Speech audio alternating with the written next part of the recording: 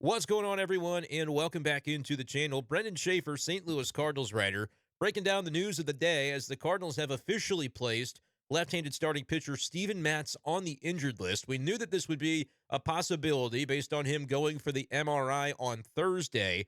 And you remember his last start in the doubleheader in Detroit, pitched game two of that two-game set, and it didn't go well. 3 1/3 innings pitched, so he only recorded 10 outs while allowing 4 earned runs. And you remember a couple of starts ago when Ollie Marmol maybe made a little bit of a verbal misstep when he said, oh, it was one of Steven's better outings, to be honest with you, even though the results didn't show it. And Cardinals fans kind of picked that one apart a little bit. Even I said, yeah, maybe not the best choice of words there. And so there was frustration about Matz. But that really was not the sense you got from Ollie Marmol after the last start on Tuesday.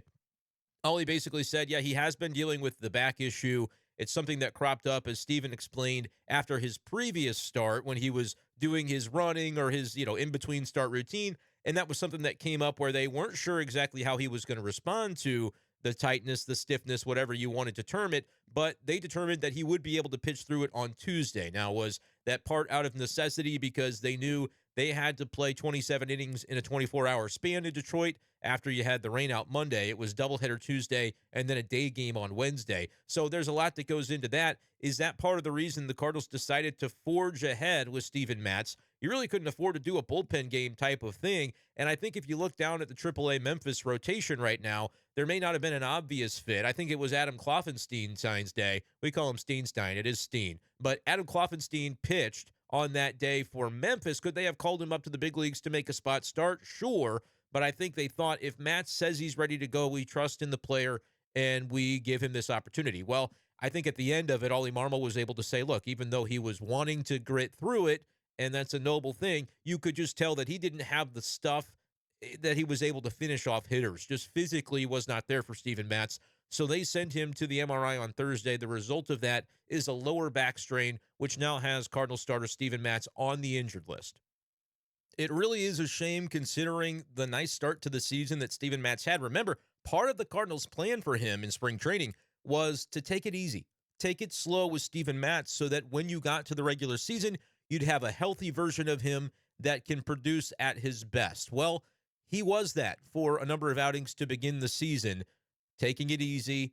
He was really good. And then with a 1.8 ERA, you felt like everything was where it needed to be. 3 starts later, Steven Matz's ERA is above 6 after allowing 7, 5, and 4 earned runs in his previous 3 starts. And perhaps an injury contributing to that, he is now on the injured list. So what that means for the Cardinals is they will have to replace Steven Matz's spot in the rotation, but not as early as you might have otherwise thought. Remember, back on Tuesday, Kyle Gibson and Steven Matz both pitched. Gibson would have been scheduled to pitch on Monday against Jack Flaherty, but that start got bumped to Tuesday because of the rain. So what that means is you have an off day Thursday. Even though the delay for Kyle Gibson happened, he's still able to pitch on the same day that Matz would have been able to pitch in terms of having 4 days off and then pitching that 5th day. He's just basically not going to get the off day. The benefit of Cardinals didn't play Thursday. He just moves up a slot in the rotation. And actually, I believe he's going to move all the way up to Sunday with Miles Michaelis going on Monday. Michaelis got an additional day off, basically, with the way that off day played out, I believe. Well, no, he pitched on Wednesday, but if you count the days, Thursday, Friday, Saturday, Sunday, Michaelis is going to be able to go on his 5th day. And so he moves up a spot in the rotation as well, I think is essentially what that means. And they'll do the same thing with Kyle Gibson, where he'll be able to pitch on Sunday at Busch Stadium against the White Sox. I think I talked through that correctly. That's what I get for starting a video with no notes in front of me. But that is going to leave the Cardinals with a decision to make, and they'll make the decision before Tuesday, but Tuesday will be the day that the Steven Matz turn in the rotation comes up again. Now, who are the candidates for that?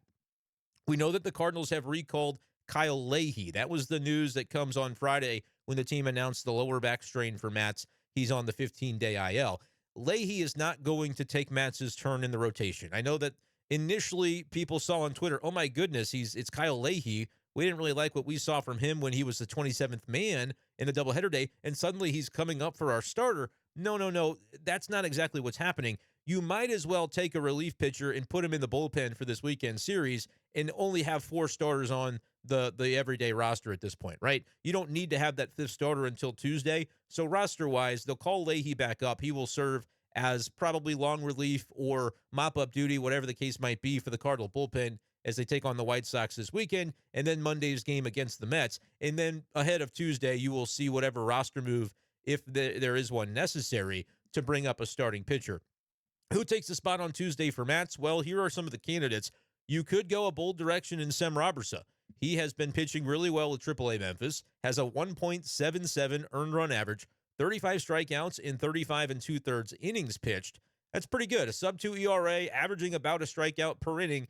Now, the other side of that is he is only 22 years old, and he is relatively newer to the AAA level. He was there after the Cardinals acquired him at the trade deadline in 2023, and he pitched to a high 4s ERA with Memphis the rest of the season. This year, though, after having a little bit of trouble in the work that he did receive in spring, I think he had an ERA above 11 down in Jupiter, he has gotten it going with AAA, a 1.77 ERA. Feel very good about that. Decent strikeout numbers. Is he overpowering in the way that he goes about it? Perhaps not, but this is the type of guy that I think the Cardinals would love to see within the next couple of years emerge as an option for the big league rotation. If he can be a bona fide number 3, just like a mid-rotation starter that you only have to pay the major league minimum for a few years, that is a way to build and develop a rotation to where you don't have to always be scrounging in free agency or every trade deadline to try and find answers to openings in your rotation. So they would like to see that from Robberse. Is it time to do it yet? I think is a fair skepticism. Now, it would fit because he would be on turn to be able to pitch Tuesday after he pitched, what was it? I think he pitched last night in Memphis. And that is something that would be rather interesting because he is the highest performing starter at this point in AAA Memphis. And the Cardinals could honestly use a boost after Matz in that turn for his last 3 games has not been extremely competitive. And with Robberse, you would not have to worry about a 40-man roster move. He's already on the 40-man. Cardinals put him on there in the offseason in order to make sure that they didn't lose him to the Rule 5 draft. I believe that would have been a consideration at the time. And by adding him on there, that's not a risk at this point. What it also means is that you don't have to have a 40-man move if you want to bring him up to start on Tuesday, and it would be on turn. So that's like the obvious fit with the exception of he is only 22, hasn't got a ton of experience at the highest level of the minors, but the experience he has had has been, 3 months-ish, and he's been pretty good, especially in the recent performances so far in 2024. What are some other directions the Cardinals could choose to go? It gets kind of interesting after that. Would you consider Matthew Liberatore? I don't believe that this is a very likely option, but there is a notion of, okay, he's been a starter before. He looks really good right now.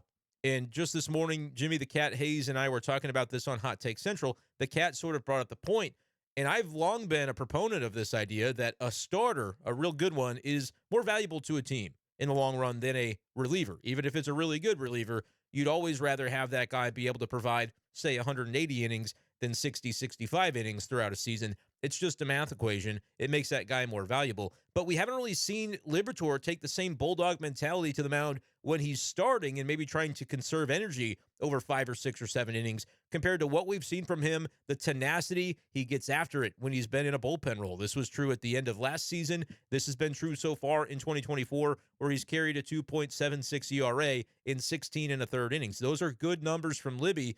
And the Cardinals might be at a point where they say, look, let's just take what he's giving us. We don't want to tempt fate with this thing. Enjoy that Matthew Liberatore is turning into an asset for the Cardinal pitching staff. The other side of that, though, is he is only still 24 years old. And how many times have we talked about the Cardinals maybe bailing on a guy, a young pitcher that they see a little bit of, but they don't give him time to truly blossom before he's traded away or he goes somewhere else to have that type of success. You can think Jordan Hicks, who was a closer, and now he's doing very well with the Giants in a starting role. These are situations that have happened. They got a really quick glimpse of Sandy Alcantara back in the day as a relief pitcher, and then they said, we think we know enough, and they trade him in the Ozuna deal.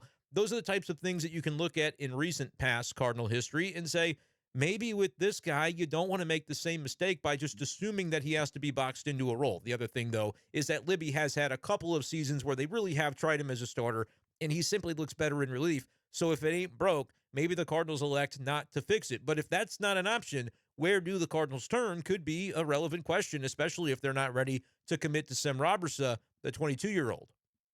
As far as other options are concerned, I'm checking out the stats here for Zach Thompson, who has been optioned to AAA, and he's pitched one time in relief, but it was a longer outing as they built him back up toward potentially being a starter.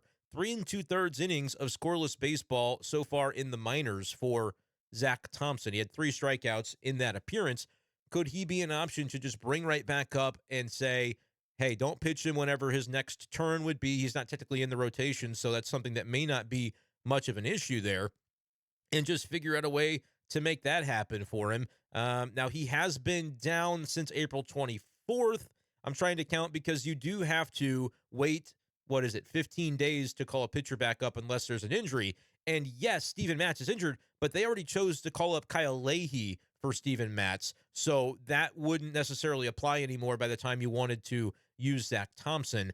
And I think by Tuesday or on Friday, I don't think that's quite 15 days. I think you'd still come up a day or two short of that for Thompson. And my personal opinion, even though he did have a good outing in AAA, I was trying to find the day on that, and I haven't been able to look it up here as I talk and do this all on the fly.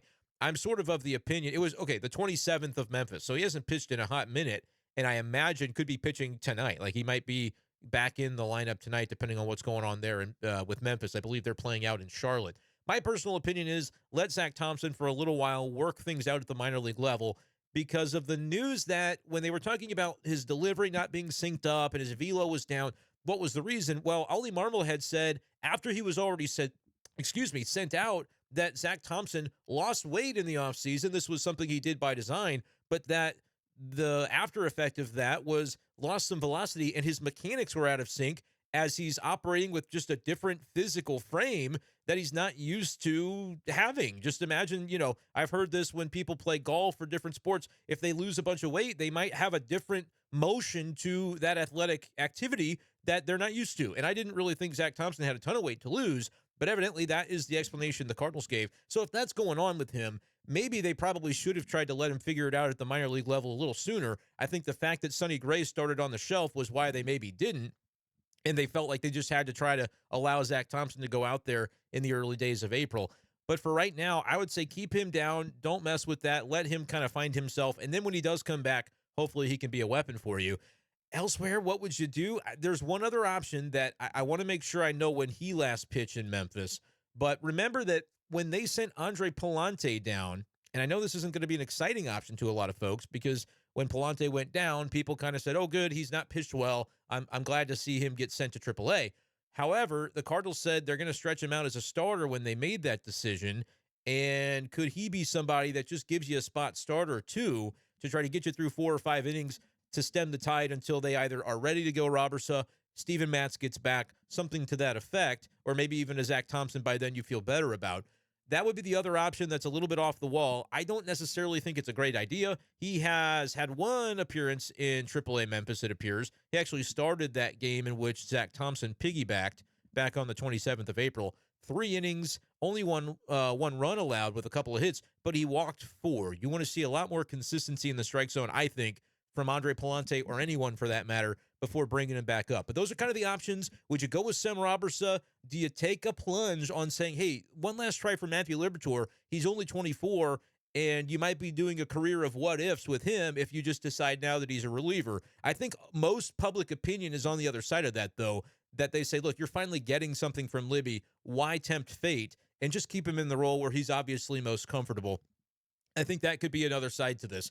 I'm not exactly sure the direction the Cardinals will go. Good news is within a couple of hours, they may tell us. They may not have to tell us just yet, but they also, when they open up the clubhouse in St. Louis and Ollie Marmol talks, you may even hear from John Mozeliak if he has a media availability down at Busch. We may get this answer very soon. But in the meantime, what would you do, Cardinals fans? Would you go with Sem Robberse? Would you consider another run in the rotation for Matt Liberatore? Or something off the wall like Andre Pallante a possibility? Or maybe you go off book entirely and come up with an answer that I'm not really thinking about. Let me know in the YouTube comment section below. Hit subscribe on this video, on this channel. It's the red button in the lower right-hand corner of the screen if you want Cardinals content all season long. I'm Brenden Schaeffer, writer for KMOV, who covers the Cardinals in St. Louis. Until next time on the channel, do whatever it is that you do. Peace.